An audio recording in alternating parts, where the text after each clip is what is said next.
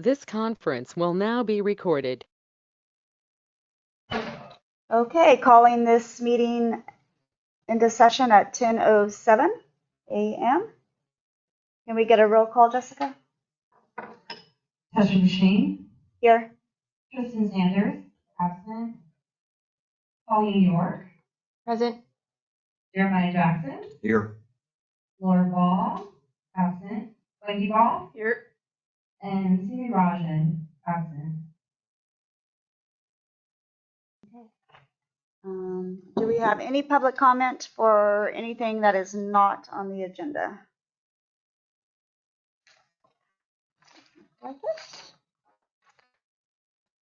Okay, no public comment. So next we will discussing. So we'll just go into discussion items. The next town hall meeting, at the last meeting we moved to do it at the end of August, at the August meeting. Is that the evening one? Yes. Okay. Yeah. 6 p.m. correct? And so that date is, I don't have my calendar. August 28th. Yeah. Okay. Oh, good. So yeah, we'll just keep. How does that sound to you guys? Are we still on track for that? Yeah. Okay. It's 6. Yes. And you should be here, Jerry. You think you'll be around? I'll keep it posted. Okay. Sounds good. Sounds good. Oh. Here comes our esteemed. We have a discussion. Well, I guess we get to last week's minutes. Did we talk about airport and how it worked in with Park and Rec and whether it was separating? I think we talked about it being separated. For what was that? Last meeting, we talked about separating airport from Yeah, we'll Park get and to Rec. that in the minutes when we go over the minutes. That was a minute thing. Yeah, we'll go over that. Jerry has some questions about that as well. Okay, so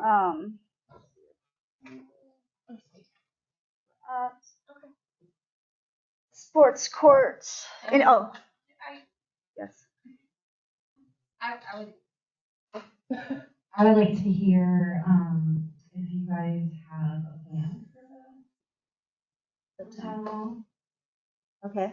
Because I prepared for it. Hopefully we can drill down on our subcommittee reports and have tangible things that we can have serious discussions about with community members. Get it going. I think it would also be important to share the survey results with the community, because they filled out these surveys, but they may not know what the community as a whole prioritized. Yeah, maybe even distributing these for general public. You could have them posted like what we did Yeah. before. Yeah, we could just have them posted. By the way, I clearly went through those just now, and that was a nicely done reorganization. I know. Really useful. Thank you so much. Yeah, we can do a presentation with them. Well, I think too, just going over the subcommittees, that's going to help kind of show people what we're doing to achieve the strategic plan. So, and the things that we're doing to get there. So I think that'll be important. Does everyone understand, maybe not myself, but community specifically what the strategic plan is? Well, the strategic plan was originally done by the RID board. So whoever attends those meetings. So they may know, they may not. So it might be new information to some people, and it might be old information to some people. Okay. So we'll give a breakdown on that what the purpose of the strategic plan is for the town hall for sure. And I think people are going to want to know about the sports court. Yes. That's like the top thing. So definitely that needs to be on the agenda. Yeah.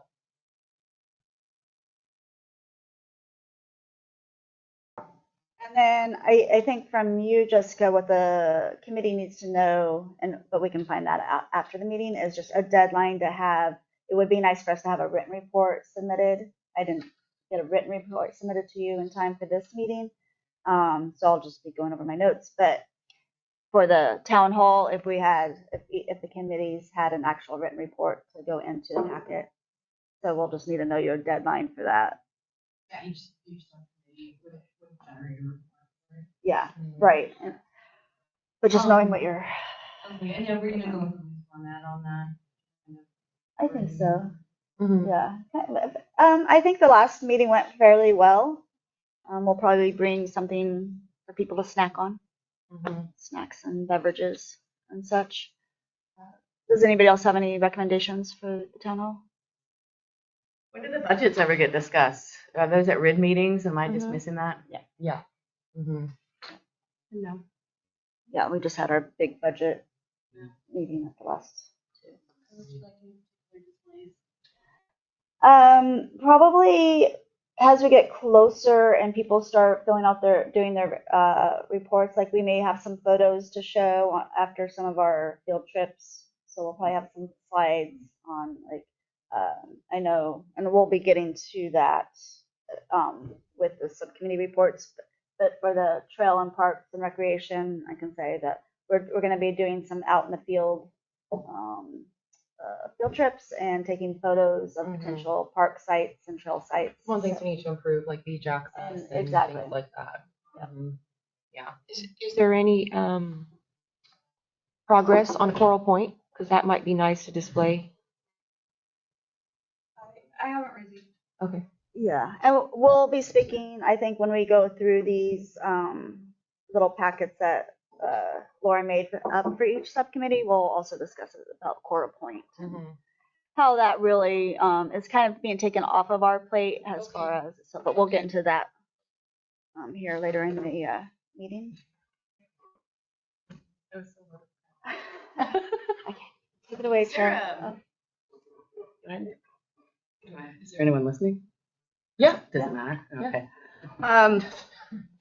It always matters. That's sort of where I'm at right now. Is there an org chart for the RID that we could have on display to show who's in charge of what departments? Because I might be alluding quite regularly for the need of a park and rec person. And so if I can show the void in that, that would help me with what I'm going to be talking about fairly regularly going forward. Thank you. There is an org chart we can have. Yeah, that would be nice. Yeah. We need to put it all together visually. Yeah, that was done at the last RID meeting. That organizational chart was finalized. It was definitely missing in Parks and Rec. I know. So you'll see. Great. Sunday, yeah. Very obvious. Okay, so we're at the sports court update. Any public comment? Nope. Happy to go. All right. So Are we allowed to comment? On anything that's Court related? let us get to the sports court. We're just getting to the sports court. Let we're Chris still do in the his next town hall meeting if you have anything else for that, and then we can move on to the sports court. sports court. Anything? The sports court, we're on. Okay, We're on so that now. basically the update is there was a little bit of back and forth with the Humboldt County Building Planning Department and Mike Bruno and I, and there was a slight modification for the ADA accessible parking space. They wanted some slight modification on the plans. We made those changes, went back to the county. Now they're just going to take it back to us and say it's done. Is what I believe. And so I'm going to be working on an RFP for the project, hopefully to put out next month. Probably be a 30-day RFP, and then we'll see where the price comes in, or what we can do there. Okay. Great. Any comment from the committee on that? No? Wendy? No, No? not really. Okay. I know that our courts just got awesomely resurfaced. And yeah, we're just excited for this to go forward. I know that we're all starting to wonder who's going to be managing that sport court once it comes to life, because it's above and beyond what the club. I mean, we can do some maintenance, but as far as how that sport court is going to be used is at some point a topic for discussion. Right. But we're not quite there yet. Right. Right. Okay, any public comment? No?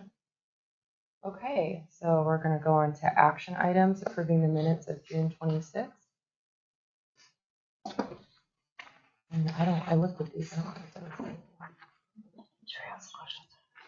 Oh, Jerry, yes. Yeah, it's the time to ask. Yes. I'm dying to ask about the rationale about removing the airports from the Parks and Recreation Department. I guess I'd like to know what the logic was. Quite frankly. May I? Yeah, go ahead. Yeah. So the rationale came from at the previous meeting, Nick Pape, the fire chief, brought it to our attention that really that has to do more with transportation and emergency response.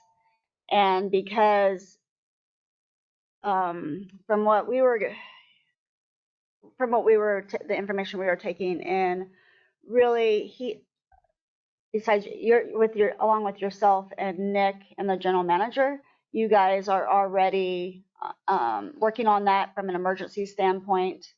And so just to take that, it's not something that this committee is really going to be able to help with as far as Parks and Rec. And so, and from my position as a board member, really I want, it is a vital source of for emergency response, and you're really involved with that. I didn't, or from where I'm coming from is I don't necessarily want this committee to take credit for what you're doing with Nick and the general manager, and really you guys are spearheading that. So that was the rationale of that, is taking, we already have a lot on our plates to deal with from a Parks and Rec standpoint.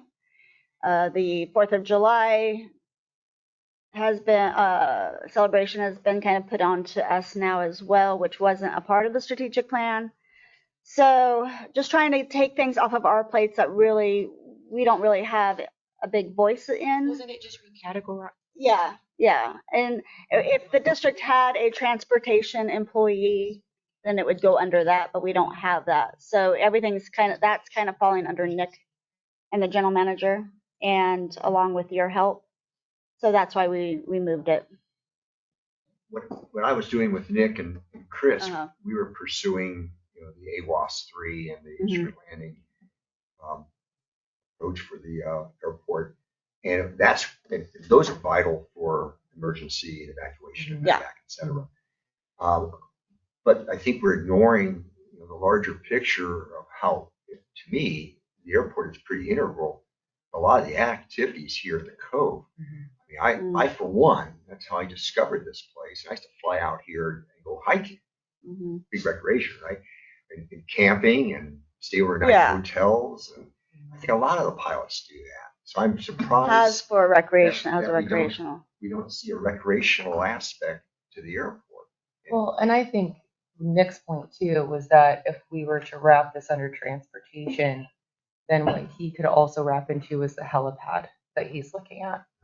And so there were, I think, more bonuses or more pluses to it being separated from Parks and Rec as opposed to being wrapped into it. Not saying that we don't want your help, because we do, and it is a huge part of recreation. And I think so. Think about all the effort we went into for me figuring out, the various zones in the airport so we could have the sports court. Right. I mean, there's a real close linkage between that airport and recreation in this community, and I was quite surprised to see that. So you didn't agree with that? Not a bit. I would have voted no. Yeah. That did come from Nick.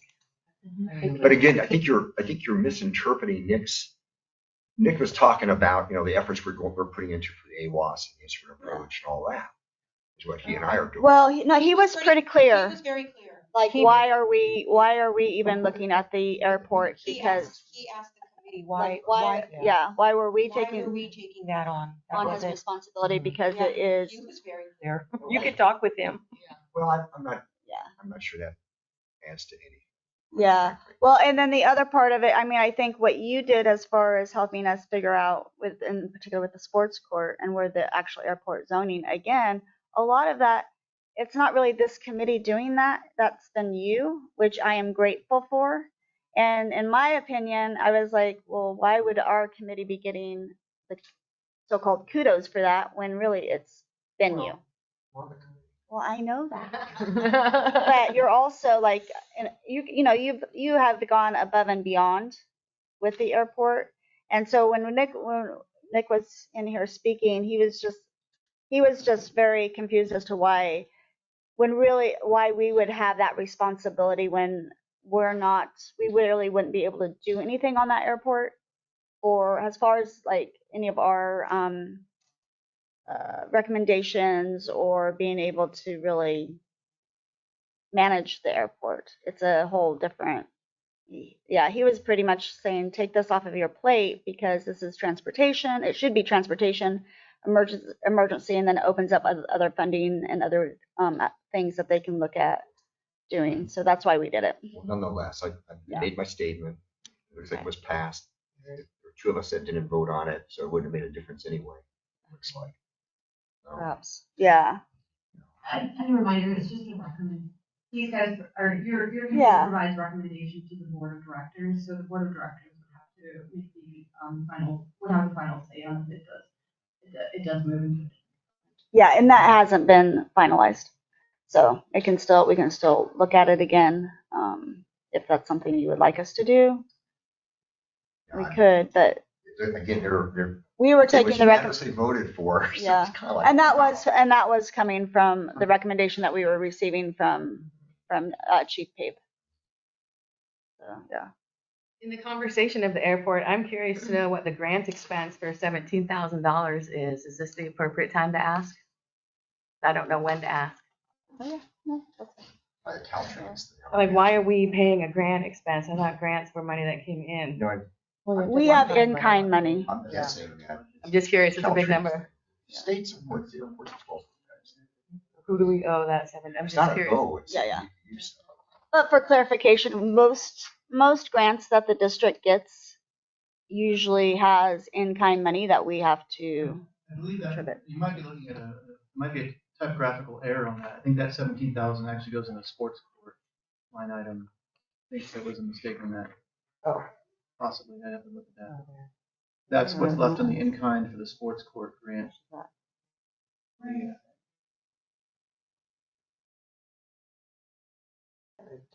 Oh yeah, yep, that goes up. Okay. Did I? I don't know. And then the airport maintenance, anyways, things on our park and rec budget. I just feel like I don't know when in our meetings we ever get to talk about this stuff. So that's why. So that's a good idea too. We could add that to our future budget, like have that as a ongoing budget discussion. That would be amazing. Thank you. And also the subcommittees too. In the subcommittees, we can discuss the budgets for these different areas. Yeah. I don't. Any other questions on? I'm not sure how to codify my thoughts. I mean, one idea is, I'm going to foreshadow this. When you call for approval, I'm going to vote nay. Just gotta raise my hand somewhere. Yeah, I think that's Right? perfect. Okay. And that's what we're here to do. Yeah. Yeah. No, I appreciate that. And because of we do have yes. Could we just remove that airport part from the minutes and pass the minutes and then put that like unfinished business or something? I think that just violates all sorts of Yeah, I don't think procedures. because it happened. The minutes okay. are a reflection of what happened. Okay. What happened. And what we can do is, for the report that I give to the RID board, what I can do is add in the airport idea of taking it off of Parks and Rec, putting it under transportation, and see what their thoughts are. Okay. And we can also voice that there was. Making sure that We can say that. recognize that Yeah, because at Nick least will one be there member of this too. committee didn't like that idea. Yes. Yeah. Yep. Yep. Mm-hmm. Yeah. So I'll put that on the next report for the RID meeting. Yeah. That's great. Yeah. Of course. Okay. Any other questions having to do with the minutes?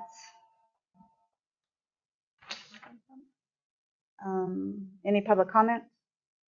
No, go ahead. Fine. No? Okay. Oh, I know there was a number 3 recommendation of alternate community member. Ransom is still in Europe, so there's been no conversation there. Okay. That one was kind of on my plate to talk to him. Oh yeah, no worries. Yeah, I heard he's been gone for a while. He's in Greece. Oh, well, That's unfortunate. Yeah, I know. And I guess I could give a little update. I have been, Hopefully skateboarding around Europe. yeah, I've also been in contact with Scarf as well, and they are looking for somebody that they could recommend as well. And just a little background on that, Jerry. The idea is seeing if Scarf has represented somebody that they would like to see fill that. His following has replaced Todd, and so now we have no alternate. Mhm. And she's Scapoa. So just giving Scarf a seat at the table because they are actively working on recreational ideas and their voices definitely need to be heard. And they got some new blood and energy in Yes. on their board members. So Yeah. it's a good time for them to raise their hand. And Exactly. Exactly. Yeah. Okay. Okay, so if there's no more questions, I will make a motion to approve the June 26, 2025. We already did that. June 26, 2025 minutes. Can I get a second? I'll second it. Okay, roll call.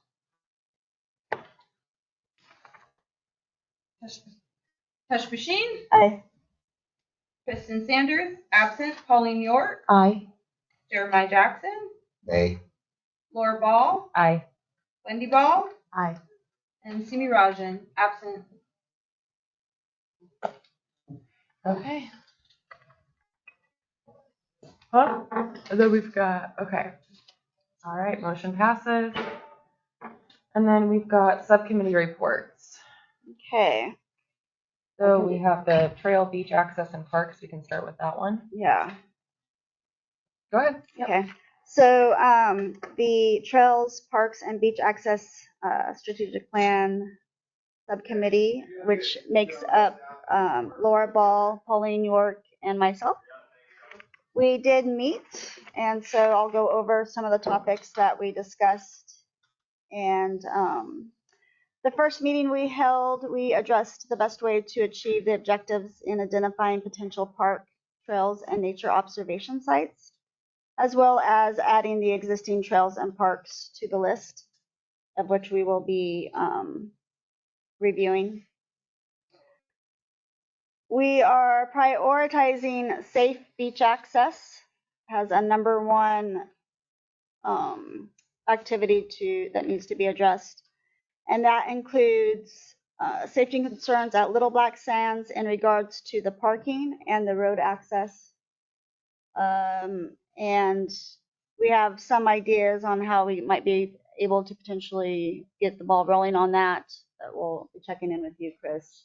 But some of it was seeking county help with that on some level, whether it's Measure O funds or at least for the road going in because it is so badly damaged. In the meantime, for a temporary fix, maybe looking at adding some barricades to some of the more dangerous points where people are parking that, like if they just accidentally go into neutral or drive or reverse right there by the cliffside, like if we had something that would keep people from going over, or some kind of temporary fencing, just something for safety because it is really hazardous over there. And we're very lucky that nothing's happened thus far. And then another safety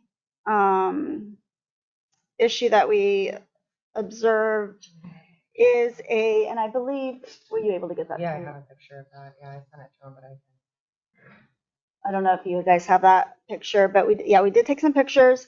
There's a rail needed between, I believe it's Sill Rock and Abalone Point, that where the road has eroded right to the street. Right to the street, and it's overgrown with weeds. Yeah, so you can pass that down. Okay, yeah, we meant to have this. And Shiloh Miller put that up temporarily. I found out that little temporary. Okay. Fence. But it's pretty damaged at this point. Like anybody can just, like if you just go over off the road a little bit, you will end up in the ocean. Bikes and just not paying attention and. It caught my eye. It caught my eye. And so. So that's something the county, Not county, no, what is that's, that? I would think that that would be county. Yeah, it's county roads. Yeah, so just, but making sure that county is aware of that, and then, you know, if the district board or the committee needs to write a letter, making sure that it gets addressed as soon as possible. Something. Well, there's temporary already. Yeah, but that's not gonna keep. But that's a private citizen who did that, so that, there might be some liability there. Yeah, I am wondering, could the district put some caution, something brighter, do you think, or would that add to our liability? I'm gonna have to ask staff about this, because I recall vaguely there being some kind of discussion with staff about that spot and something we did that we weren't supposed to do. I have to ask staff. Yeah, But okay. there's I'm sure there's history about liability that. issues there. Okay. So, but anyway, that was one of our main liability as a liability, and then the other spot, of course, and it's been brought up at these meetings before, is a safe access needed at the Malcolm's entry point down to the beach, and it is owned by BLM. However, we, you know, as a committee, we could recommend, and also the district board, to begin writing letters, and the community, urge the community to write letters to BLM in regards to the concern about the safety of that path, and also petitioning them for a solution, not taking it out, not removing the access, but actually making it to where it's safe to go down. I'm not really sure 100% on as to why they removed all the steps leading down to the lower steps. I think if they had said at the time it was that they weren't at the right height or something like that. But instead of doing it correctly, they just took those top steps out, and now it's a very slippery path down to the concrete steps. There's a lot of visitors using that, Yes. and especially elderly people. People from going down there. It does. Oh yeah, because it's scary. Yeah. I don't know. I think I vaguely recall that it also had to do something like they were going to have to do something like an ADU or ADA. ADA compliant. And so I think that that's why they were like, we're just not going to do it at all. But instead, they've created a more dangerous situation. So, you know, that's just on our list of priorities. Mainly safety issues. Yeah. At this point. Yeah. And so the next topic we discussed was trails. And we discussed the existing trails within the Cove, which included the Bill Franklin Trail off of Upper Pacific to Hickory Road, the Labyrinth Trail leading down the creek from the Labyrinth, off of Upper Pacific down to Lower Pacific, and Wood Gulch Nature Trail off of Shelter Cove Road that meets up with Humboldt Loop. We also identified some potential future nature trails, such as along Telegraph Creek, a wedding point. We do have, the district does own a portion of that little point off of at the end of Wedding Point that could be more developed. And then also, which is really, in my opinion, very important, is that I do believe the district, we need to figure out some kind of walking loop for people around the golf course. We discussed that people can walk their perimeter. All of these trails would need proper pedestrian signage, as well as also warning signs like look out for golfers around. So right now, people are pretty much just using the airstrip for walking, or they're in the middle of the road. And so having something that goes around all of the whole property, somehow, the perimeter of that whole lower area. Like a walking loop. Yeah, like a walking loop that people could use. It could encourage people to stay off the golf course, stay off the airstrip with their kids and their pets, if there was a designated perimeter walkway. Might help. Yeah. That could potentially lead, and it could even connect up to the Labyrinth Trail off of the north end of the airstrip, and then take people up to the Labyrinth and then up to Bill Franklin Trail. But definitely, this has been a long time a long time need in the Cove. That's why, you see people on the airstrip is because it's nice and flat, and they don't see anybody using it, so they're on it. But if we had an alternative route for them, and then we had signages posted that says stay off the airport, stay off the golf course, we're hoping that would help. Also, we have more traffic now because typically we do have people who walk every day on the road, and it's getting dangerous. Like I hear all the time, like how so and so almost got hit, somebody's little dog got hit, So getting people need a place to safely walk, and it is a big exercise.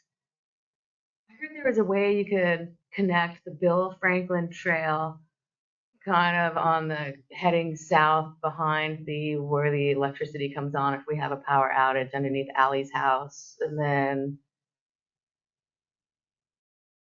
somewhere maybe at the four-way stop. Do you know about a little hidden nook there between those two? Mm-mm. No, the Bill Franklin Trail is Like the easement that the utility company Yeah, uses? something It's an easement. It's an easement. We connect to that like the steepish easement. trail that Okay. goes. That's what she's talking okay. about. Let me add that. I'll add that in so that we can check out. But I got to walk around with different eyeballs to see what's going on down there. Yeah, cool. Maybe they could be cart paths. Something like that. And we know that these are a little bit on our wish list, and it will take some time to get accomplished. But we look forward to helping figure out the logistics of it. Well, I want to say too, the things that we're going to do first is look at what we have existing and what needs to be done to keep that up to date. And Yeah. then once that's done, then we'll move on to, spearheading some new trails and things like that. But taking care of what we already have, I think, is really important to start with. Yeah, and part of that too would be along with some signage, but also some little plat. Like originally with that nature trail, there was the intention, and I'm not sure if they're still there, but they're of having little flora and fauna That's in our strategic identification plaques. Isn't that their thing? I see They it every do day. get, but then also making sure that those little plants are not weed whacked, so that they're actually there, that you can say, oh, that's what that goes to. So going back and Making sure. Okay. so they are there. Scarf maintain those trails. Those aren't scarf trails. They are scarf trails, and that I think it was the original intention, but because a volunteerism has fallen in the Cove, the districts had to just use our own employees to go in and just clear it so that people can still walk it. But we're not. The district's not necessarily there saying, okay, no, don't cut that, don't do this, don't do that. We're just making a trail, keeping the trail usable. But for the future, we'd like to take it back to its original inspiration, which was to be educational. And maybe update some of those signs. Yes, too. maybe they could be prettier. All right, nice work. Wait, for hold on. subcommittee. Yep, we're not done yet. And so let's see, identify. And then in regards to parks, and so we also so our last subject we discussed parks and little parkettes, which are little places within the Cove that might not be very a large flat area, but you could have a little picnic table, little observation sites. And so some of the just obvious observation sites that we were discussing was Little Black Sands, and it doesn't really have a name, but we did do a little field trip to, there's that where the old sewer plant used to be across the street from the north end of the airstrip. There's a wooden fence, and then there's a flat area that the district owns, and it's a beautiful little spot, and it's right there on the beach, right there on the coastline there. Well, that's not happening anymore. So I know I didn't want to call it the old sewer spot, so we actually need to come up with a better name. We do. So We could add that to the town hall. Give us some suggestions. yeah, and That'd be fun with them. and that's I like that idea. Maybe adding that to the town hall, help us come up with names for some of these places that have been nameless, but people go there, but we don't, besides the old sewer plant. That would be nice. Oh, what plants are you saying? It was where the old sewer. Yeah. Yes, go ahead. I don't know where you're talking about. The blowhole. Is that the blowhole? Thank you, Katie. Yes, Okay. Oh, that is the blowhole. That's where it's the at. blowhole. Well, so the blowhole park Blowhole Park. or the blowhole observation. area. Well, and we'll leave it to people to BHOA. Very little sign about how blowhole works. Yeah. Yeah. Not related to this. Not related to the city. Oh, irony. It's nice to have a sense of humor. It is. We do need to get something. Not, yes, we'll keep it PG here. And so, yeah, and like we discussed, getting little telescopes with the little coin operated telescopes. That would be some source of revenue for people to do whale watching at Little Black Sands at that spot, and then perhaps also reaching out to the Wallaki and seeing if they would be interested in having something like that on the Coral Point. Mm-hmm. And that other spot too, right? You know, the other one that we looked at, it wasn't Coral Point, it was the other one that was on the coastline. We were looking at maybe doing a little whale watching project. that was that. Was it? That's little. Oh, okay, gotcha. Yeah. Gotcha. So for the next meeting, we discussed we will potentially be doing a field trip to the new and potential trail sites, such as along Telegraph Creek and out Cedarwood, and then there's another spot out in Puma Drive. And then also we will be looking at cul-de-sacs throughout the district that where District Greenbelt may be attached to, around the cul-de-sacs that aren't being used. They could also be cul-de-sacs that potentially may have private properties around them, but they might be unbuildable. And then seeing like if there's a path moving forward to see if we can have some kind of agreement or being able to use those little cul-de-sacs that nobody is using. And there's a lot of them throughout the Cove. And so they make great little, like again, little parkettes. Just put up a little picnic table, have a place, there's places for people to park and just enjoy, and they're surrounded by beautiful, and when you get out into the zoo and Upper Cove, it's just beautiful out there. And people aren't really being able to enjoy those areas as they are now. There are some, there's definitely some logistics with those areas because there are some private properties around. And the Humboldt County they are responsible for maintaining the asphalt on the cul-de-sacs. But again, they don't appear. Like the pickleball club is done appear to that that- dead yeah. end road. And really the Humboldt County doesn't really want to be able to, well, they don't want to have to be keeping those maintained, and they're not keeping those maintained. So, okay. Yep, so that's it for that one. Any questions? No, nice work, subcommittee one. Any suggestions? Stay on target, looks good. I like them all. Any public comment on that? Okay. Any staff? Other than it's going to be some work. Mm-hmm.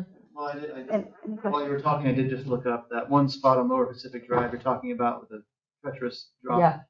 That actually is an RID lot. Oh. We need It gives us a little bit more power to do what we want to do. Oh, that's good. Nice. So that's good Done by news. BLM lots. Right. But that one apparently is ours. All right, let's raffle that one away. See me. Let's go. Right? That's awesome. I was talking to Shiloh about it yesterday. It's like, oh, I put that up.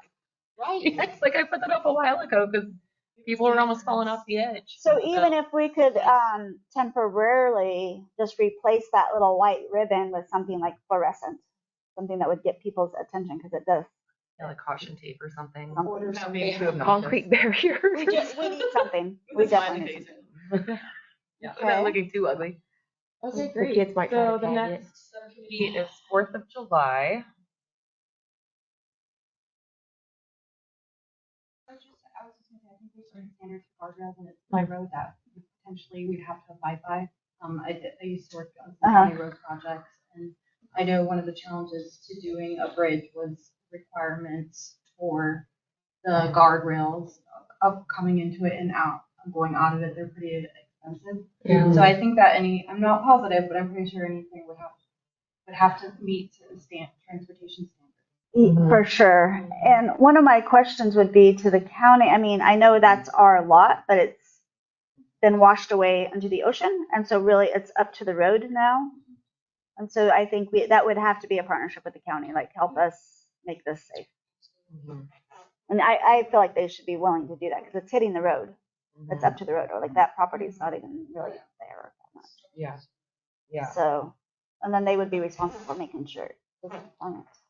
It definitely, and if we have any more big high tides, like it could take out a chunk of that road, even more so. Yeah. But that was a good catch. Yeah. I'm glad But we in the addressed that. meantime, maybe we could get some fluorescent ribbons or something that keeps, because the white just blends in with the ocean. Even cones. Or cone. Yeah, something. Okay.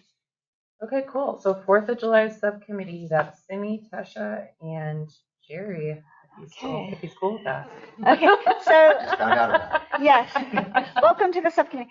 And so for if you weren't here at the last meeting or didn't watch the meeting online, Jerry, you were not in attendance at the last meeting because you were on a wonderful adventure. And so we volunteered you for all kinds of things. And so you can also unvolunteer yourself. Like we're not attached. We just do you know. But I'll speak to this real quick and then add anything if you like. Simi's not here today. I did not have a chance to connect with Simi before he went on his trip. So all I would want to say to this is just kind of recap on how the 4th of July went this year. And for the most part, the feedback that I received is that it was fairly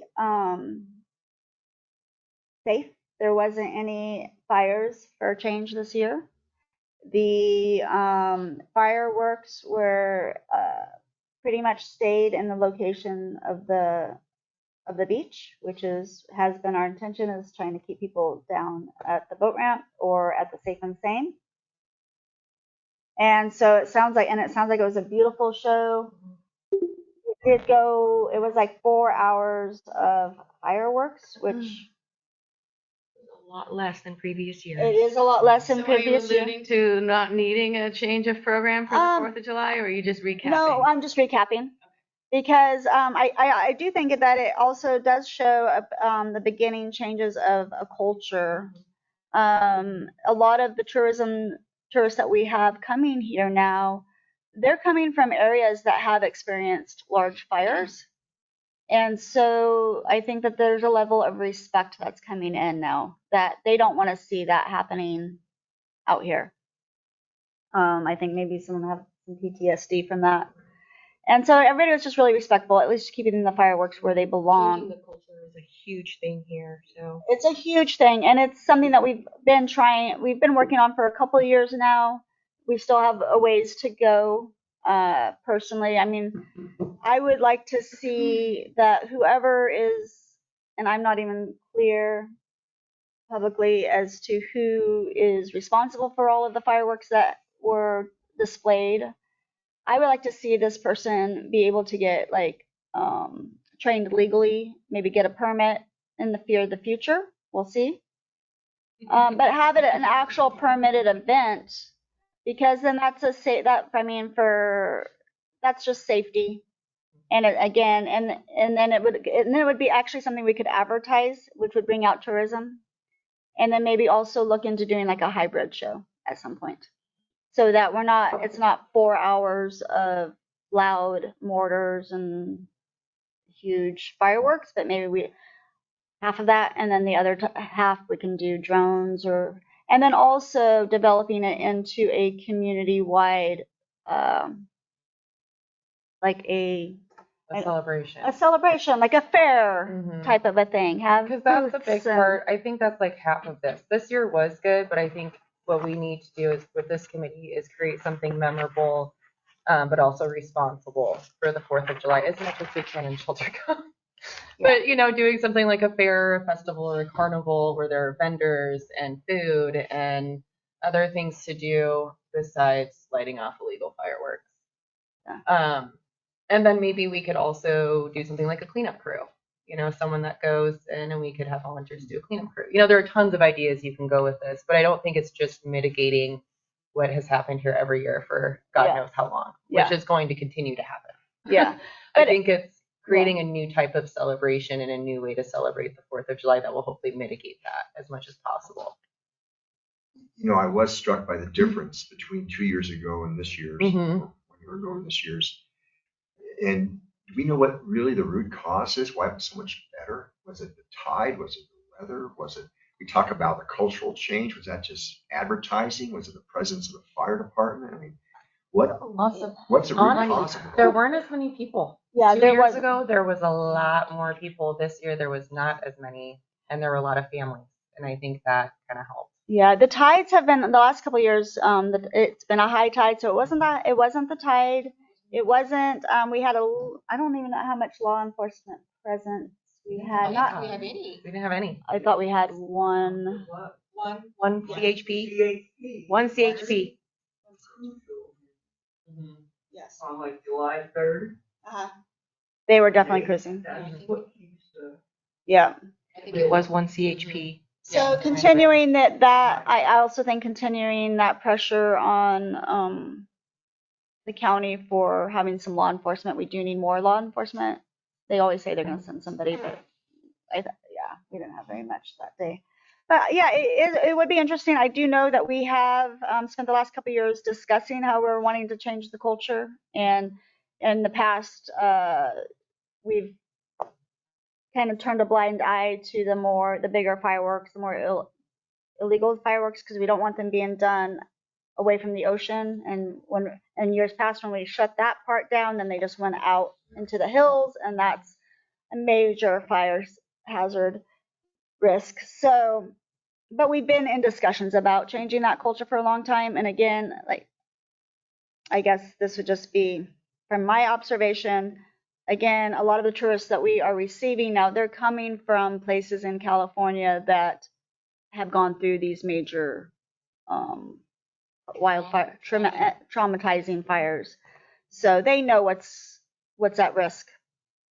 So I think it's a little bit of both. I think it's a combination of things, but I do think that the district still needs to work towards having things more umbrellaed under a legal show, so to speak. Before,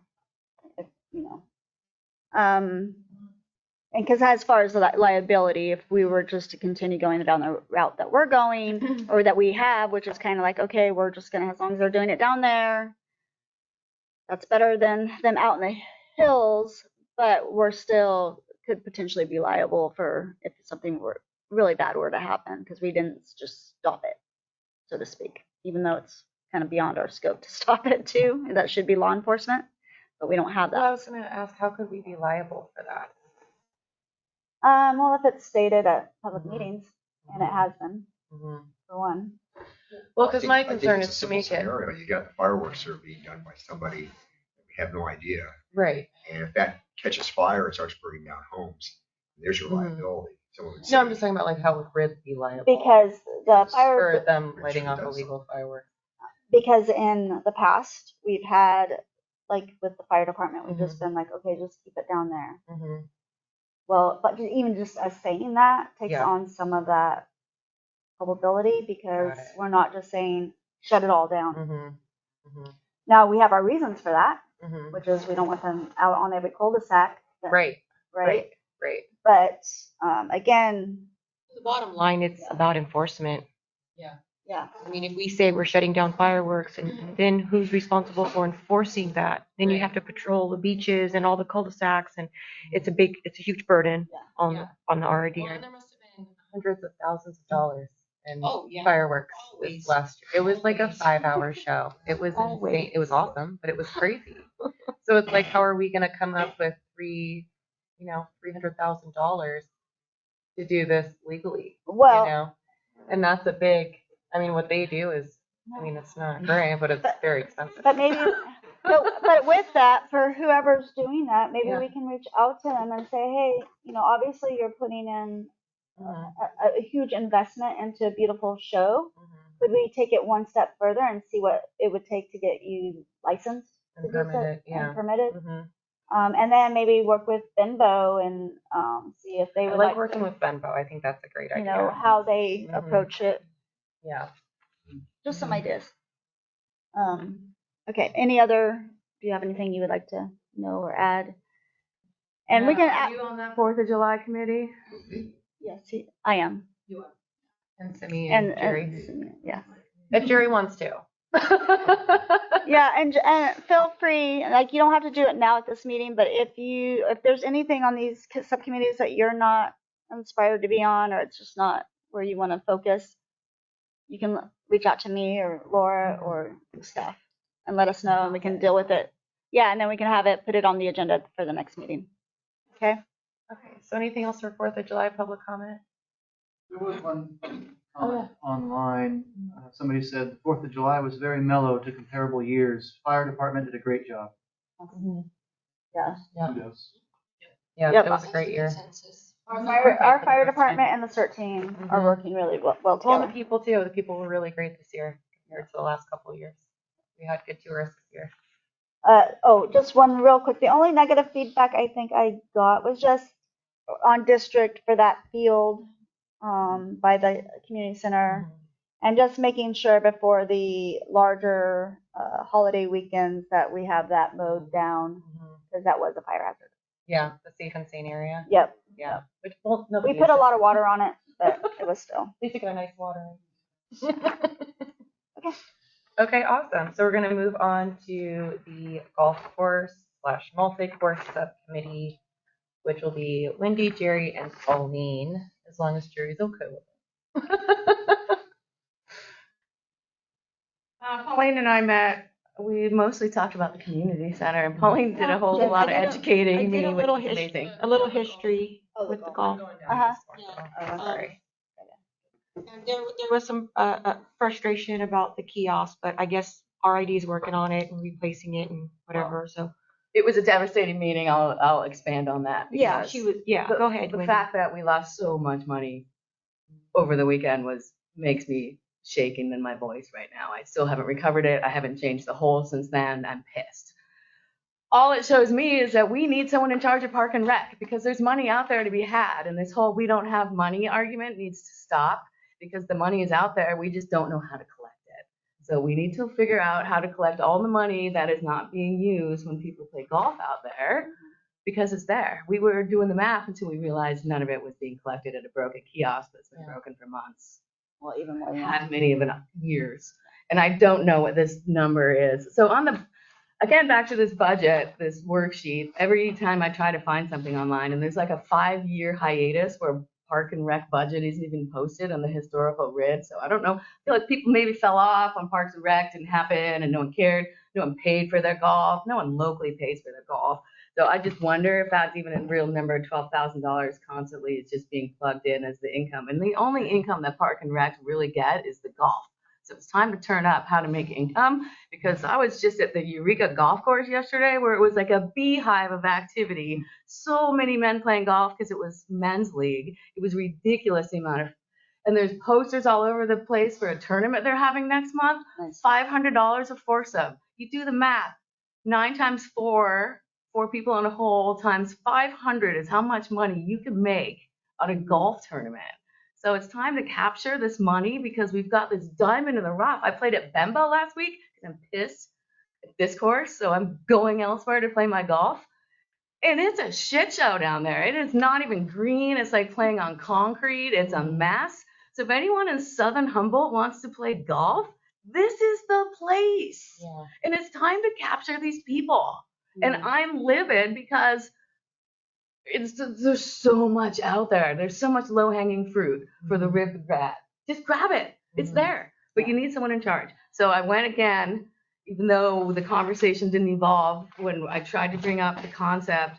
But Humboldt has a Park and Rec major with 1,000 hours of required community service internship, directly related to what we need, from organizing to raising money to maintaining.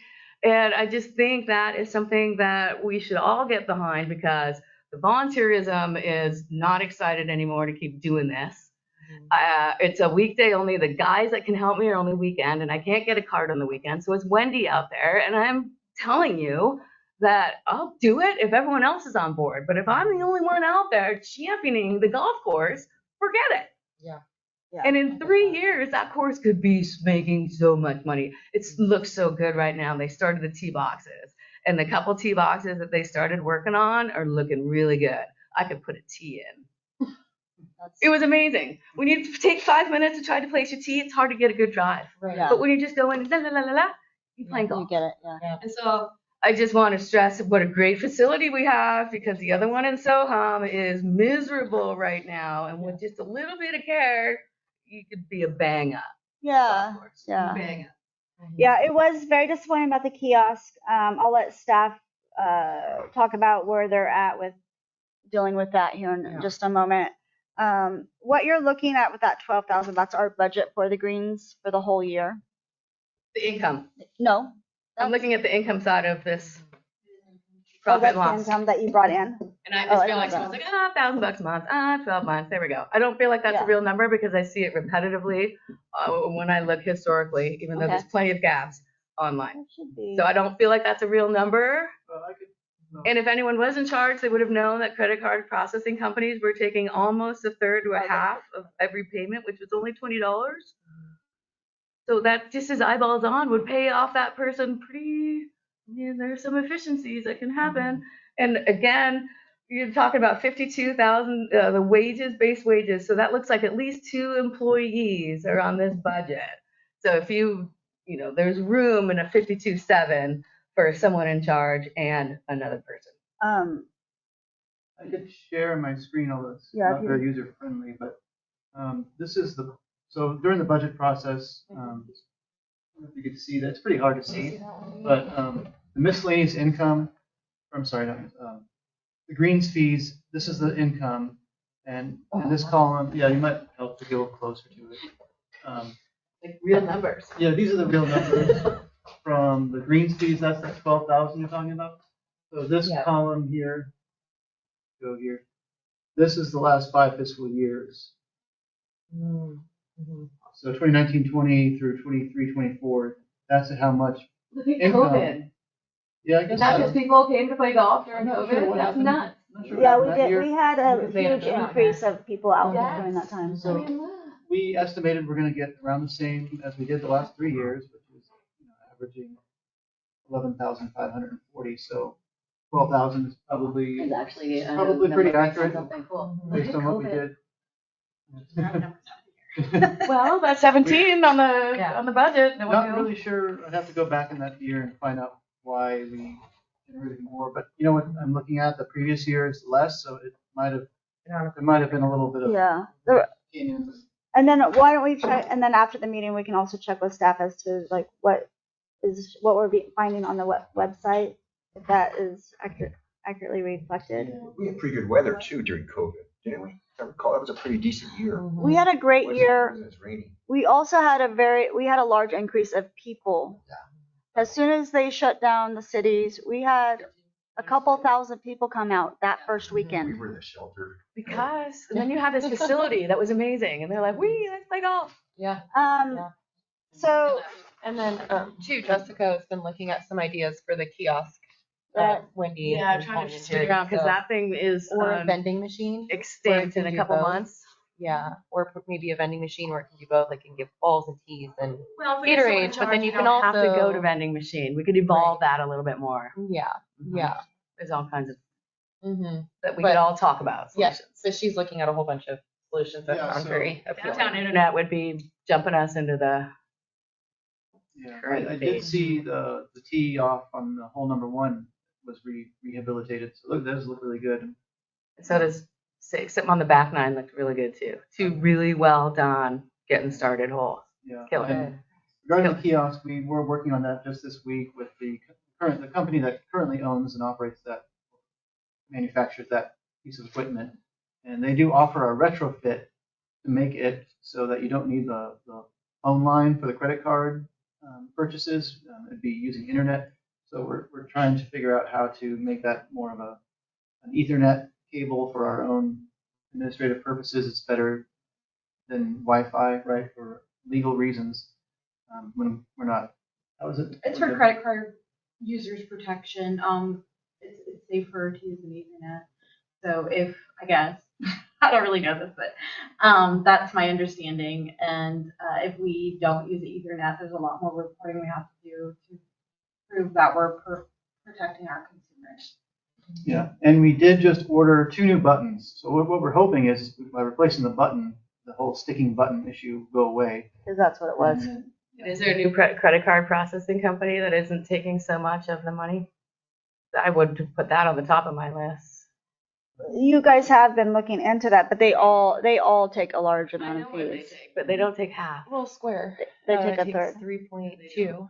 Processing companies, you negotiate that with them. Yeah, I don't know. I wasn't here when the original machine was done, but I do know that what I see with a lot of things, it's in how it's programmed and what provider, I believe, that the machine producer uses. Right. So you're limited on what choices we have. And so with that machine, we have, as far as I understand, we have to use that particular credit card processing that works with our bank and works with the machine. As far as I understand. Fair, but there's room for negotiating that for sure. Yeah. Well, and you could do, we talked about QR codes, getting the Wi-Fi, and then use something like Squarespace, and that's very secure. Even PayPal. I mean, all of those are really secure. Venmo's secure too. I think having Wi-Fi there would be a huge. And you can pay for a credit card with Venmo now too. You can put in your own I think credit we card. as a and pay group for should Venmo. recommend You can do Wi-Fi PayPal, you to the can do RID Square, committee you to can do- explore. And Following up those on are what Tessa very said. low fees. Which I think you guys have been looking into, correct? And what is that? What are we running into with that? I have a hard time getting a hold of anybody. Everything's on chat or talk, and they want a lot of personal information and tax information, and they want social security numbers. Who is they? Who are you talking about? Square. Square, thank you. And so I did try to sign up, but it wants my social security number and my tax information, and it can't verify the RID with our employer identification or our federal tax ID number. So I've kind of hit a wall at the moment. I haven't gone back and done it, but I'm currently pretty in depth in trying to do our audit. Is that even for commercial use? Yeah. For commercial use. So how do they, I mean, Individual phone number, it should be your tax ID. exactly. If it's a commercial. They couldn't auto verify our IRS tax. Okay. Because that just seems bizarre, right? Yeah. I mean, you're just gonna have to get on the phone probably. But Well, we don't pay income tax. So is that why it wasn't? I don't know. We're not I sure. wasn't able to get an answer yet. And you haven't been able to find like an actual person to discuss it with yet. They won't. They won't give our phone number of who to call. So you get this chat stuff, or and emails go nowhere. So I don't know. Okay. And It's taking a lot. It's taking a lot of my time. yeah. And so I was about to say thank you for doing that because I'm sure that took a lot of time. so It's frustrating. yeah, I'm thinking that has for the golf committee, and the golf, I should say, the golf multi-course subcommittee, that could be something that you guys can maybe help with, do some research on.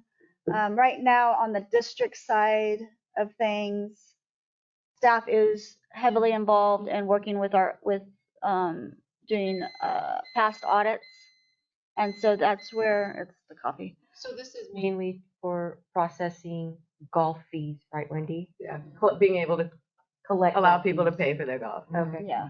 And I would, But it can be yeah. used for the maintenance that is required on the course. and definitely, it would be nice to see we need as many types of payment methods as possible, so that it does catch everybody. That sticky button thing has been happening since we installed that machine, and periodically we've tried to fix it. But they're also $8,000 to $12,000 replacement, and that we don't have the funds for at the moment. So It's easy to say we don't have funds for things, It's but actually- in the other side, you're saying, but the thing has been broken for years. So And it's time to fix yes, things. it is, and I It understand might that take money to fix things, but money will come in. for sure. Also, we didn't really realize this until just this week, but the machine does not offer refunds or change. Even though there's a refund button. Was someone looking for a refund? Yes. Yeah, they put in a 20 and gonna get 5 back. So now the district is sending out a check. 18 holes. Right.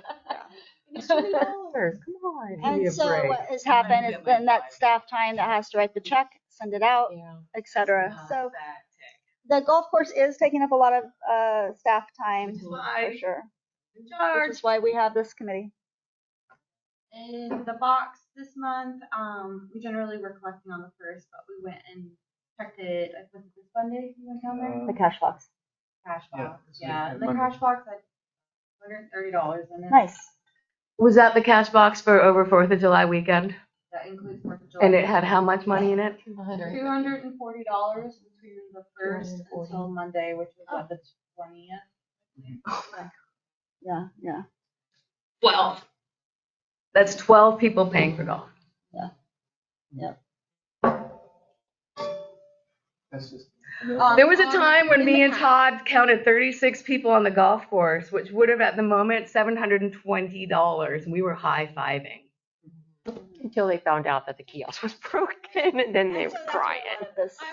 I had to leave. And I am again. And I'm playing my golf elsewhere. That's how, like, I can't even get over it. Well, we will have Go to. change the holes. Okay. All right. Okay, so Community along. center. Okay, All well, looking at before it, we I had move, much better I would like to say before we move on, I would like for the next meeting. I understand there's a lot of frustrations, but we have to get beyond our frustration and have bring some valid solutions that we can work with. I know you have some great ideas. Solution is put someone in charge of this major department that can achieve so much money on this. And we do spreadsheet. need, as the district moving forward at some point, we do need a Parks and Rec. That is not. Here's the next golf-related thing that's going to bring in money. What is that? The guy that created this went to that high school that's in Wyatt, and Cal Poly Humboldt. His name is Mike Radnowski. Rad Power Bikes. Rad Power Bikes are killer. He made a fortune, but then he went into these motorized golf carts. Golf scooter. And I'm getting ready to email him and say, hi, you know where we live. This is Shelter Cove. You grow up here. We could use a couple of these on our golf course to make this a destination. But I'm not willing to do that until we're totally ready for this. But I'm planting seeds because this would be tie in the surf and the golf. It looks like Back to the Future. It is so cool. You put your golf bag on this thing. It looks like a hover. It's so cool. And he's from the area, and I'm just gonna play the pathetic. Oh, where's Shelter Cove? We need Well, people and to also, come." yeah, That's seeing cool. how the liability of that. The other thing we can do too, and that what I would also recommend to the golf multi-course subcommittee is to also maybe reach out. I mean, I don't know how this. Do the other golf. The one, Chris has as well, but no, like maybe reach out to Swell and see if there's some kind of partnership they're right there, if they would be interested in expanding their hours or having somebody. Making money on selling golf balls and renting golf clubs. I'm not What's that? giving that to Swell. Sorry. Oh, well then that would. Yeah, I've been selling golf balls to the tune of over $60 4th of July weekend because you cannot buy them in this town. Okay, well, just for clarification, since you brought that up, we have to make sure there's no conflict of interest. I mean, you have to be willing to explore all opportunities, not just what is serving. What are you talking about? Swell to do what? To have like a little kiosk for selling golf balls, for taking in, not marshaling, but having people being able to pay fees if possible, and having and the district having like some kind of MOU with them if they were interested, because they're a business right there. I get that you're arguing that Swell would be, and I'm just showing the other side of someone in charge of the RID would take care of all of that. And that's just a different side of the coin. Maybe there's a conflict of interest there. Yeah, what you just stated, yeah, we have to be careful about that. My sign up at Swell. Is that what you're saying? Yeah, you got a financial interest now in that golf course. Yes. Right? Yes. Yet you're on this golf course committee representing the public, supposedly. Okay. That's So- a conflict of interest. Okay. Yeah. And so that's something that we'll address. Address it. because you can't, I'm can't only see renting that? clubs. No, I do, but to me, and I would love for Swell to do it. I've actually. No, I'm not talking about Swell. I'm talking about you. That's a Perhaps. conflict of interest. Okay. Right there. yeah, That's fine.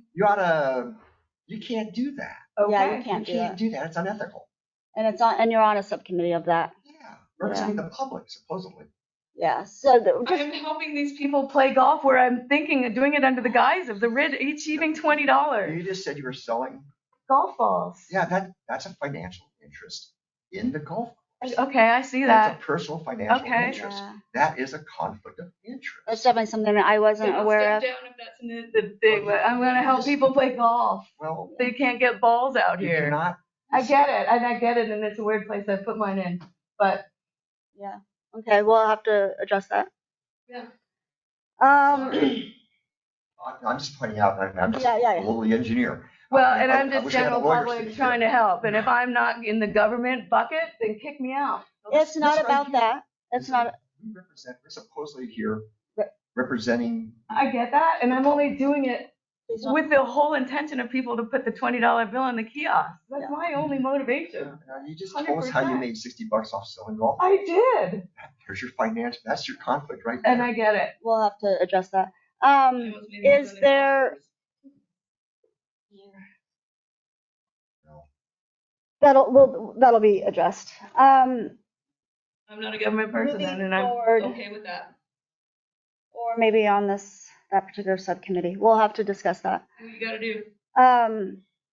Any other questions on the golf course? The only other thing I wanted to mention is definitely having a golf multi-course subcommittee, not just the golf subcommittee, so that we're looking at other avenues of bringing in revenue. I think Wendy reached out to the disc golf people and I they didn't want anything to do with this at all. Yeah, the buzzard. Yes. Yes, and that's fine. That's a Yeah. private. Yeah. And they're not But even. they are using the golf course. They are using the golf course. They're not using- No, they're using no. Cul-de-sacs. No.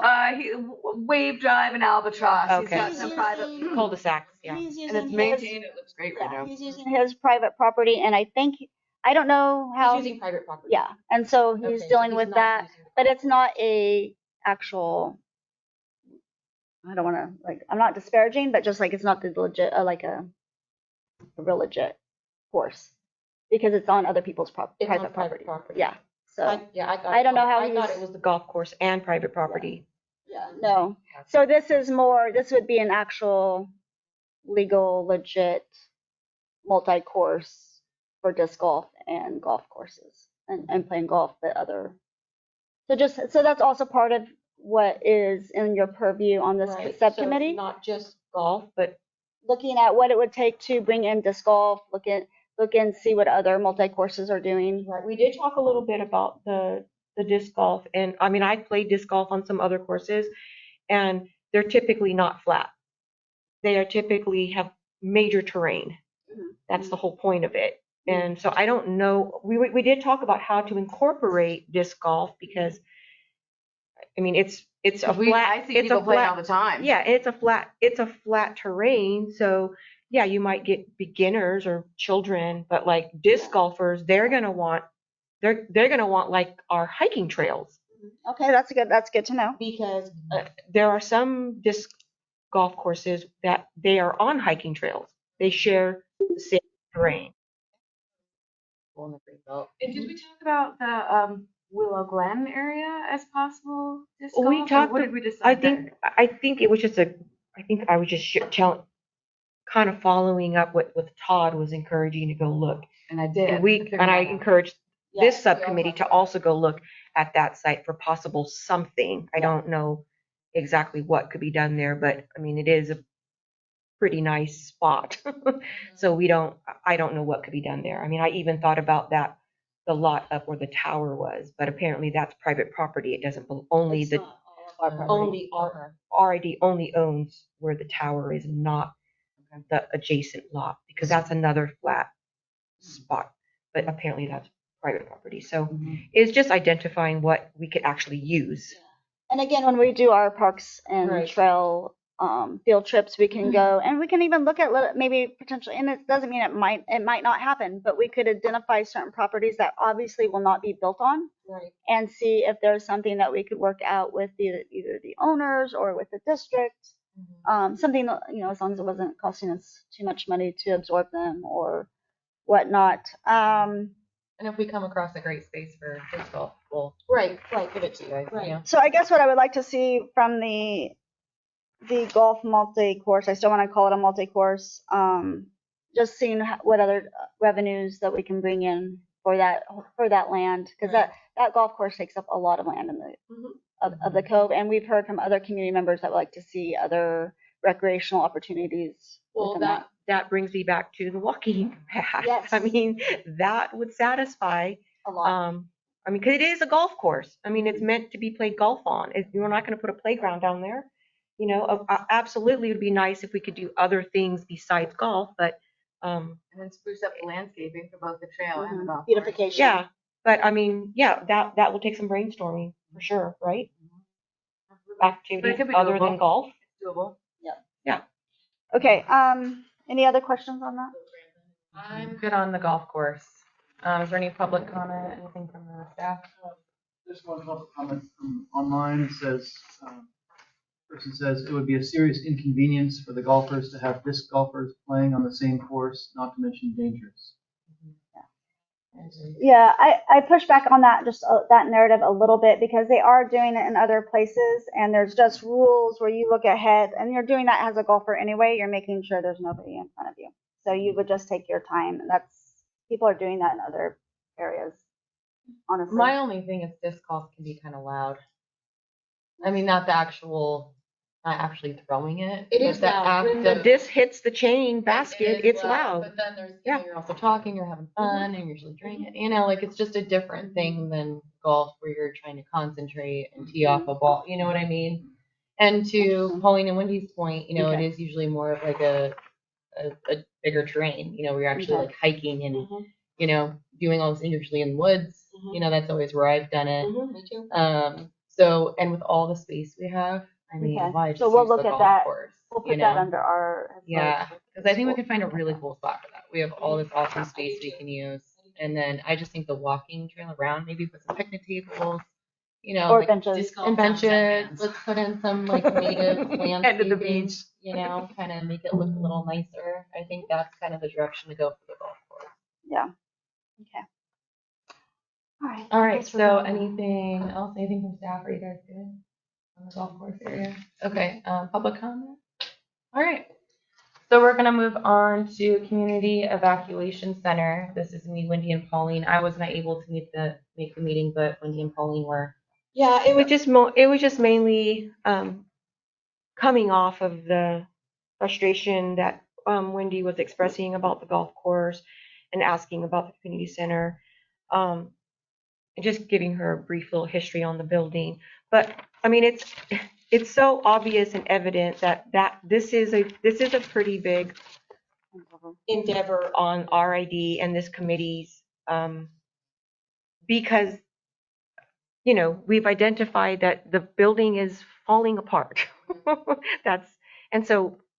And molded. And which how- is a health concern. How more than to just how to hazard. address that going forward is going to take. Sure, we have ideas on what. There's multiple ideas. Tear it down, rebuild a new one, fix what we have. The bottom line is the community center is something that I feel like also needs to be a top priority for the community in the town hall, because it can't just be a few people saying, oh, let's just ignore this building and force the RID to tear it down.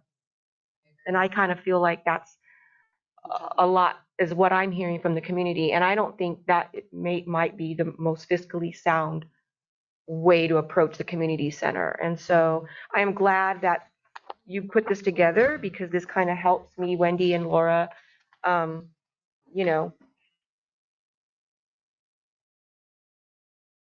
put our time where it should be, and it is focusing what needs to be done there, because it is a huge endeavor, the community center. A lot of people have claimed that when they walk in, they can smell mold, and it's what keeps them away from the pioneer events, because they get sick from smelling mold. And so, this is a huge endeavor that we're going to take on, trying to figure out. And I feel like we need to do it for the safety. I mean, Yeah. the fact that there's a kids' playroom down in the lower level where I think most of the mold is known to be is super dangerous. And talk about liability. There's mold in that building. Yeah, It needs to be dealt And I with. haven't been to the RID meetings. So Okay. we met yesterday, and Chris is already working on this. We got a mold test So done, let's. and I'll let him talk about the rest. But things are moving. Good. So then we at least need get the information that we know where we need to go from. Right. Thank you, Laura. So we did hire a mold inspector. He came in this week. I don't have the results yet, but he took samples from all over every room of the building and outside for comparison. Awesome. And so he'll provide a report, which I will be able to present as soon as he gets it to us. And then we'll have some answers as far as some hard numbers as far as What it's going to what is cost. there and Yeah. how much is there. And then he will follow up with potential remediation. He does, in addition to testing, he does do the treatment. Yeah, That the abatement. And I think that would be a huge step, a huge positive for the community, because, I think, people want to use that building. But it needs some faith restored in it. Yeah, absolutely. Yeah. And I'll be bringing this to the RID board when the results are in too. So we can discuss the next steps. Mm-hmm. And then, my other goal I have for the community center is I want to hire an engineer or architect to somehow look at the skeleton of the building and how can we redesign that building to make it more user-friendly, more ADA accessible, for instance. There are large spaces on the bottom floor that we just can't do anything with because it's just not safe. So we need to either just redesign it, rehab that building. What I'm hoping to do. Yeah.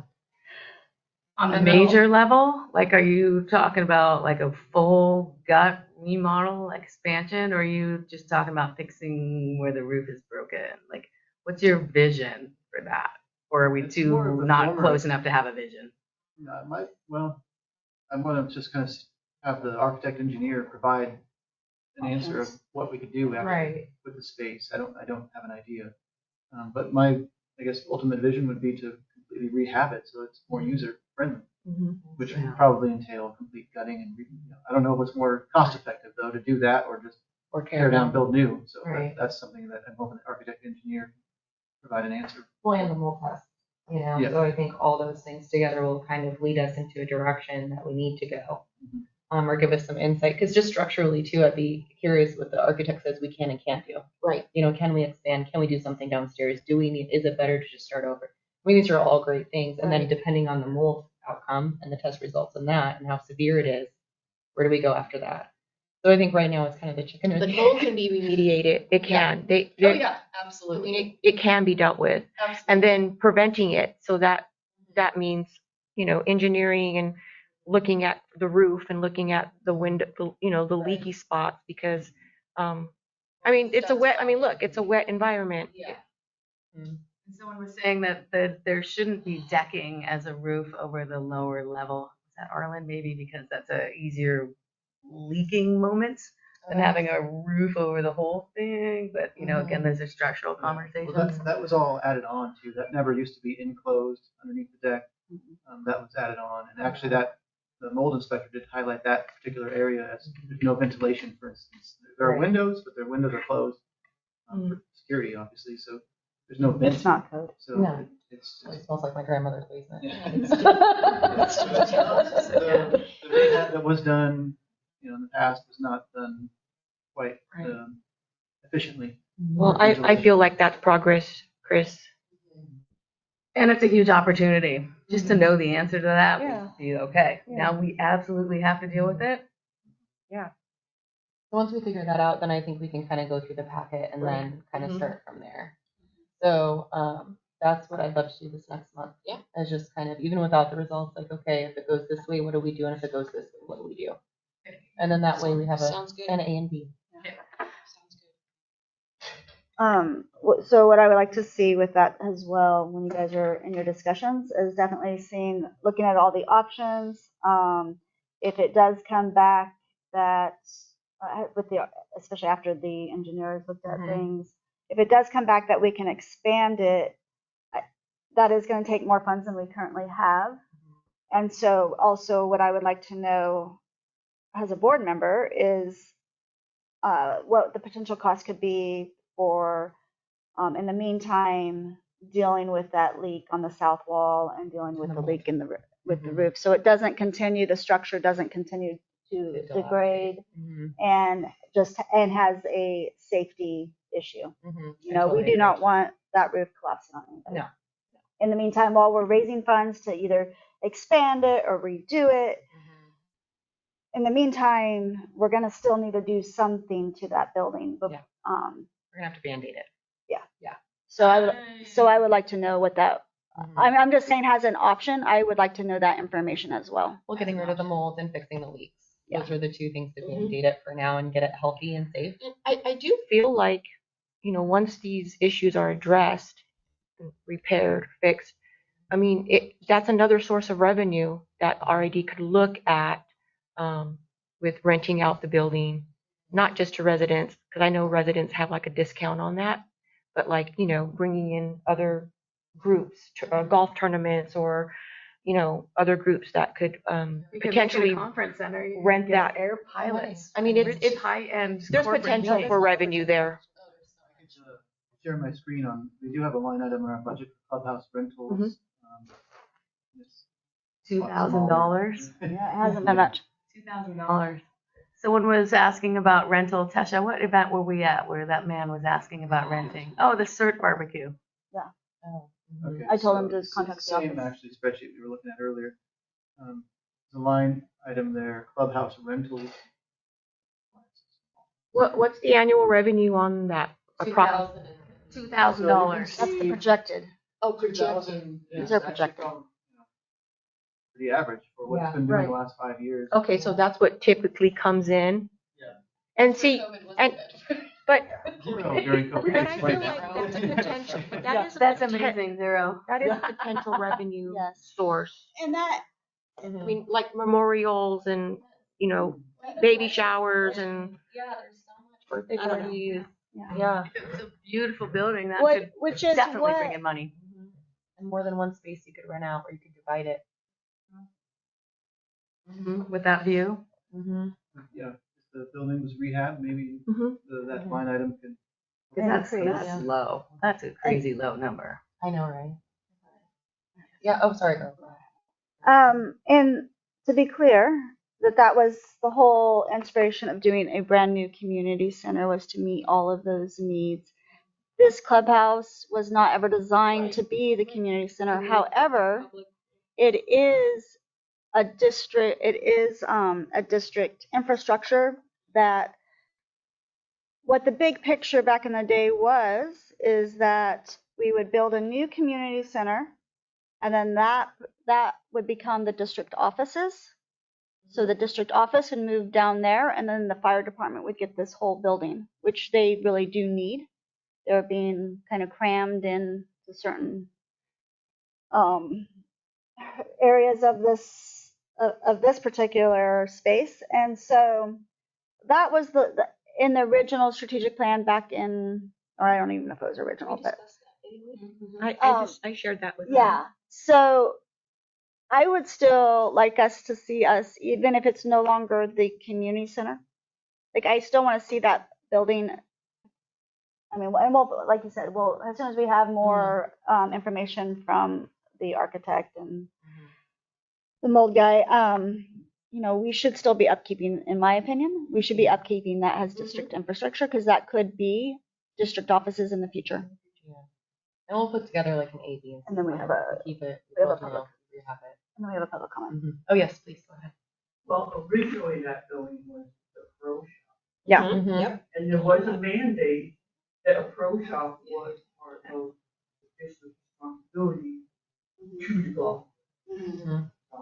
I don't know, that was a long time. That's a long time ago. Like, Yeah, about how many, can you guesstimate about how long ago that was? well, it was 2004 that was still operating. Originally, I mean, it was originally part of. Yeah. And then at one point we leased out the golf Well, yeah, course. there wasn't much activity on the golf course, because it wasn't really a course, it was a link. And it still is a links. And nobody used it, so they rented it out for a bar. Yeah. And so it grew. So then that disappeared. Yeah. for other reasons. And so that, the pro shop never reappeared. Yeah. Yeah. I think part of that building Would make money. would be a pro shop where you would take fees, sell stuff.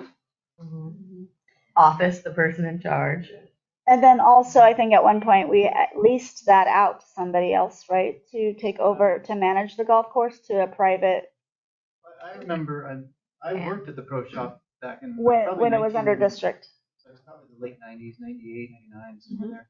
And we rented pull carts, I remember, and sold golf balls and drinks and things. But there were driving carts that were owned and maintained and that we rented, but we gave the funds to a couple that used to manage the golf course, I guess. They kept the carts that we rented out, and then they took the revenue. Okay, so that was leased out to them. Yeah. Right. Then that's what I was getting to, is that we do have that potential to And there do. was a business also for a while that did collect green fees. That's- That was a relationship that was terminated. I'm not sure, was it the district, I found a letter where the district said that, we can discontinue this contract at any time when we're choosing to do that.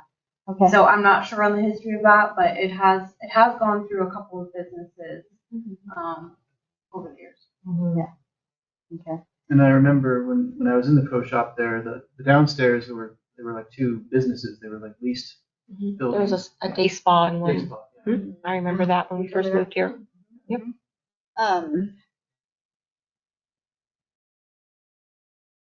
Okay. Public, So- private, Yeah. district make money on that. And again, I think that's, and that's just something and again, we haven't even discussed it with any of the other businesses around in that area if they're interested in it yet.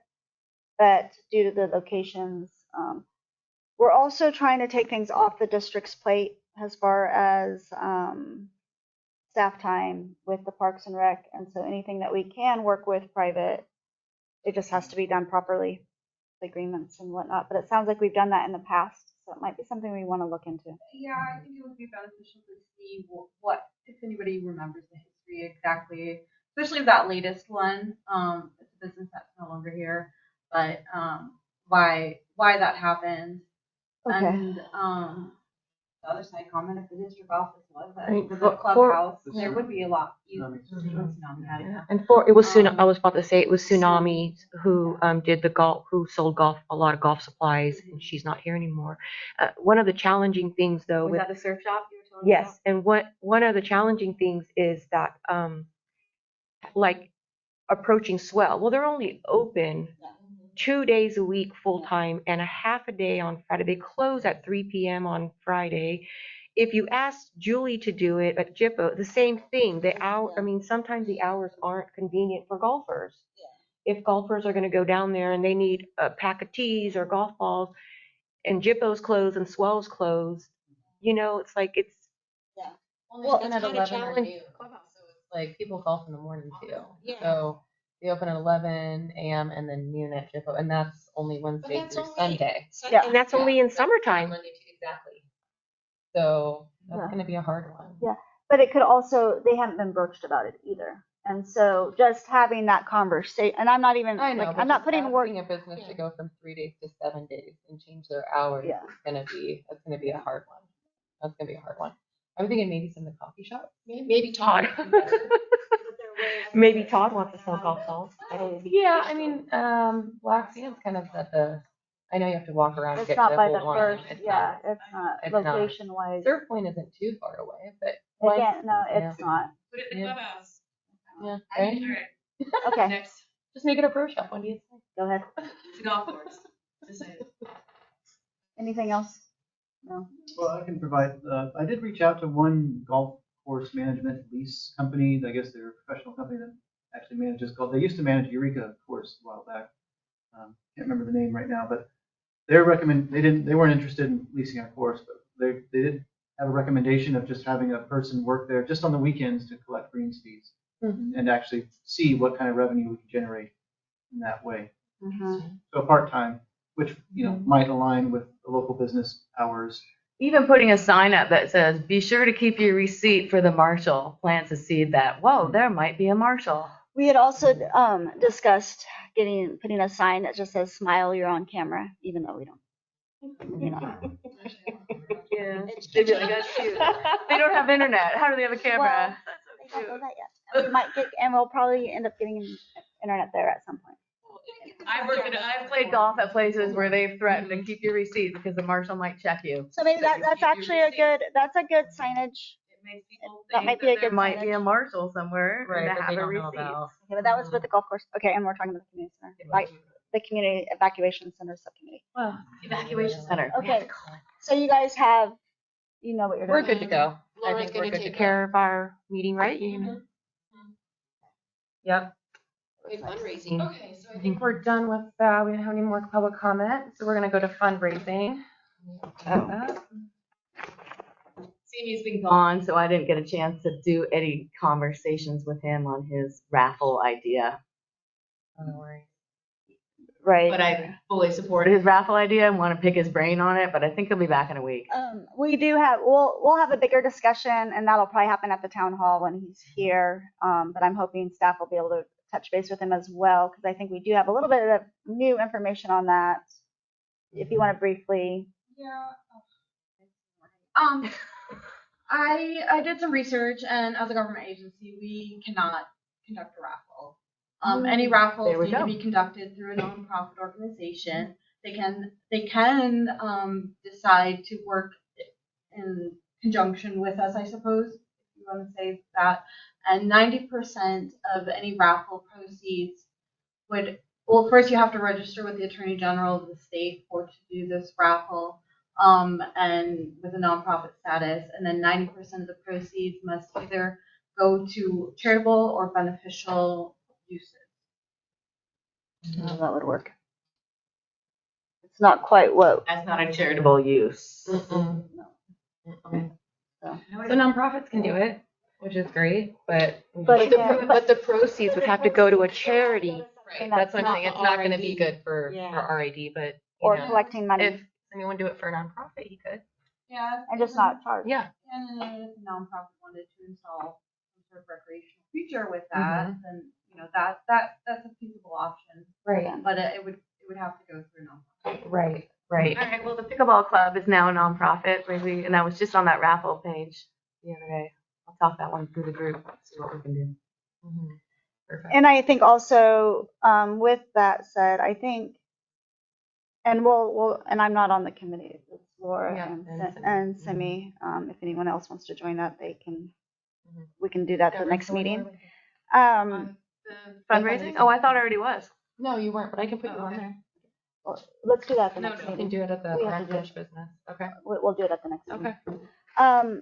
But with that said, too, really dialing in, it's great to raise money, but you really should have a project in mind for what those funds are going to, not just saying we're going to raise a bunch of money and then come up with the idea. And I know that some people have an idea in their heads of what they would like to see it, but without stating that first, I don't think that that's transparent, in my opinion. So that's my 2 cents on that. Any other? Well, I would just say with all of these, I don't know if you guys took a look at the timeline, but the reason that the timeline is so long for phase 1 is to really do some serious research and development and come up with a well thought out, developed idea or plan or initiative or campaign or, whatever it is on the subcommittee. So, just really taking that, 6 months to really come up with something feasible to pitch to the board. That's well thought out and researched. So then it's easy for us to make a decision and actually create some action. And then we can have that into our strategic plan that we're presenting to the board in more detail. Yep. Okay. So, all right. Any public comment on that? Awesome. So last but not least is arts and ecotourism. And that is Nisimi and Tasha. Yeah, so which we haven't met with. And we haven't met with him yet. He's been busy. So. What we could say, what we have discussed is doing, art Art in public spaces. art in public spaces. Maybe even on some of the district utility boxes, having little, just making it beautifications that way.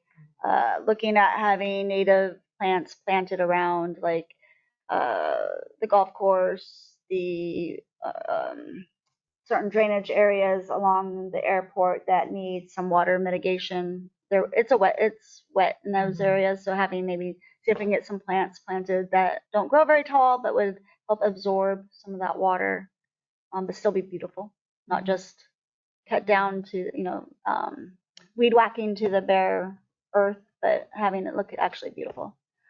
So that's just the start of it. Any other? The trails you were talking about is sort of an ecotourism. The trails, yeah, for sure. That does fit into that person. And then another one thing is just identifying certain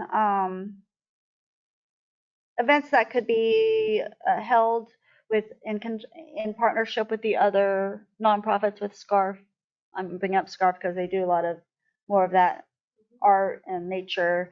One thing that I've had people ask me about is like wildlife tourism, having bird watching, whale watching, things like that. That is definitely we're a part of that environment. And I know somebody, I forget who sent me the link, and I don't know if I got that to you guys, but I believe I want to say up north, I think it was Washington, where they do a whole swallow fest. They have a weekend where they come and they make a whole festival. They have like a couple weekends where they do it big. Bragg does that. Yeah. The Sea Urchin Festival. The whales. And that's actually, yeah, so like You want kids to identifying what, like maybe we do, yeah, we have events where we're getting rid of invasive species, or we are Our native plant hike. Yeah, guided, that type of thing. But that, and definitely with the arts and ecotourism subcommittee, and then also the 4th of July subcommittee. This is going to take a lot of our objectives in here isn't necessarily what the district can do on its own, but we're just looking at what there is opportunity for, and then we will have to be liaisoning with the different nonprofits and getting their feedback, and also saying, hey, can you help spearhead this? This is what we would like to see as the district, but it's not really under the district purview, right? Tourism isn't under the district purview. That's the businesses, that's the other nonprofits, but we have an interest in that. And so, and what we do have is Greenbelt, so that we could add to the ecotourism aspect of the economy out here. And so it's really a lot of liaisoning with the other nonprofits, and getting them on board as well, and seeing if they can look for grants and whatnot. Any questions on that? Any suggestions? Good. Any public comment? Yeah. Oh, I thought you were raising your hand. Sorry. Just craft it. Okay, great. Anything from the staff on that? No? Okay, so we can move on to unfinished business. Okay, I guess, and you can stop me if I'm not in line here, but I'm just wondering, I would like to know what are people wanting to see at the next, or actually, The town hall. which is what she did already ask about. So I guess get any feedback about what you would like to see. Also, if there's anything we've missed at this meeting, get that to Jessica. Email Jessica, CC either myself or. Is there a list that you compiled already? Oh, it's okay. It's okay. I'm just letting them know to go ahead to make sure that they reach out to you in a timely fashion before the next. Oh, for subcommittee report? For subcommittee reports to get to the town hall, and then also if they think of anything else that they would like to see addressed at the town hall, to get that to you, CC. I mean, anything that you want for a town hall meeting would have to happen prior to the agenda setting meeting. Right. Because once the agenda's set, It's set. I mean, you guys can make Mhm. motions to add to it. I mean, obviously, it's going to be the community center topic, and then also I thought getting the results of the survey Yep, we got to that. were the only things that I thought would benefit that meeting. And I think too, going over these subcommittees from the original strategic plan, which has changed a bit since the last town hall, I think for the better. I think really understanding and learning and focusing on the main objectives of each of these subcommittees and explaining that to the public is going to be Yeah. really important. So getting ready. So when you're looking at your objectives. And also our timeline, like, hey guys, it's going to take a lot of work. We're So- going to need this much time to come up with a concrete idea or plan or strategy. We want to publicize that town hall meeting as an opportunity for people to come and express their opinion on the community center. On anything. On anything. I'd say on anything in the I know, but strategic if we plan. drill it down to community center, you might have more people. No. It'll be everything. I mean, you can let people know that that's definitely the a discussion hot topic. topic. A hot Is there topic. enough time to get it into the newsletter that goes out with the bills, or that's already been sent out, huh? Through August billing, yeah, no, we can go in August billing. Okay. To get that mailed out. Yeah, get that announcement. Hold on. Oh, yeah. And, Anything else? yeah, I guess I'll ask, Scapoa to put it on their sign. Oh, yeah. And then I don't know, I guess we could. That would be do a Jeff. PSA on K-Mud. Mm-hmm. That would have gone under something on K-Mud. I think PSA is right. Mm-hmm. Public service. Yeah, that would be a good idea. And then the social, yeah. Social media. And then multiple times on the social media, just for reminders. Even doing a flyer instead of an event too. Just like flyer, like in A digital flyer. You know? A digital flyer. I'm gonna stick with the same flyer as last time, just change the date. So it's kind of like I don't know, it seems like easier to keep it as I don't want to say brand, but No, a it's- familiar image. No, so that because then they people see it, they connect know what it. about. It's a connection in the brain for people. Like, this is, And I would also, if we do get any paper flyers made up, I can help distribute those and hang them up. So it's not all on you to do that. I can get those out. Awesome. Anything else, anybody for unfinished, Jerry? I got something. Yeah. Some news to share. My background, my company was awarded a pretty large project out of state. It's going to suck up a number of months of effort, and I'm the lead engineer on the project. So I'm going to be resigning my slot here on this committee. It's up now. Okay. So thank you very much. Oh, well, you're going to continue all the great Who knows? software work. Software? Nick, right? Or We'll see. the communications with We'll see. Nick We'll in see. the airplane. Okay, with that said, we've really appreciated you. No, not nah. We do appreciate you. You've been a big help and a valued member of this community. So Yeah, I think the committee seats and alternates should be on the next, yeah, Well, that's a town hall. Do we? It might not be a bad time to do it, honestly. letting And- people know. Yeah. Yeah. Now we're gonna have two. Soliciting at the town hall or Or, yeah, announcing at the town you're going to hall? have a seat and an alternate. I think we should announce before the town hall, but if we don't find anybody before then, or in general, people might be interested to do that, because now we're gonna have 2 members and an alternate. I would, if I may, I think that we'll probably, do we have to announce it at this meet? We would have had to announce it at this meeting first, or can we? I don't know that there's a time. So we could go, time required for that. so we could I go would ahead just and put out to the maybe public. Put out now that there's Okay. committee seats available again. And let the, I don't know. okay, And then somebody can still reach out to Scarf and yes. Ransom. Is that who? Because he should be coming home soon, right?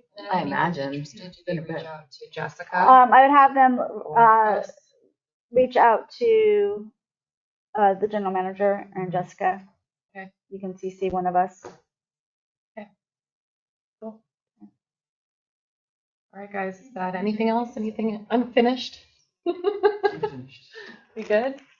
All right, this meeting is adjourned at 11:56. Thank you all for coming. Meeting, got it.